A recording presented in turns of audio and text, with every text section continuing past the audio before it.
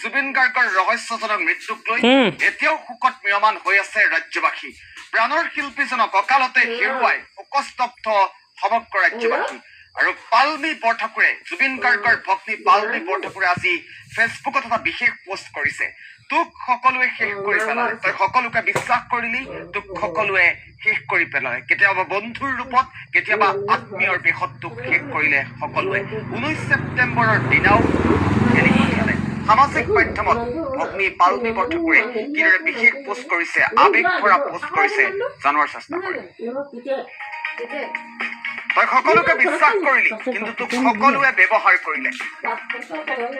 কেতিয়াবা বন্ধুৰ বেশত, কেতিয়াবা আত্মীয়ৰ বেশত। 19 ছেপ্টেম্বৰৰ দিনাও তোক ঠেলি পঠিয়ালে শেষ কৰি দিবলৈ।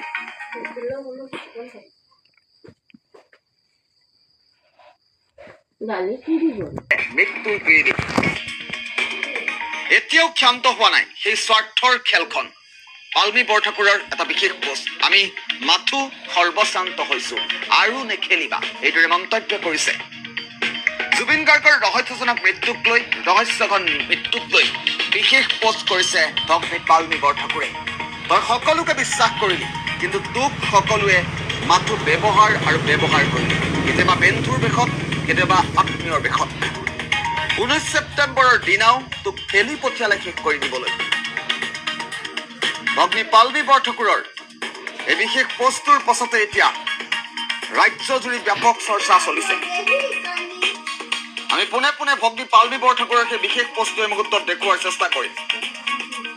19 ছেপ্টেম্বৰৰ দিনাও ঠেলি পঠিয়ালে শেষ কৰি দিবলৈ, এইদৰে মন্তব্য কৰিছে। মাথো কিৰিলি পাৰিলে মৃত্যুৰ কিৰিলি।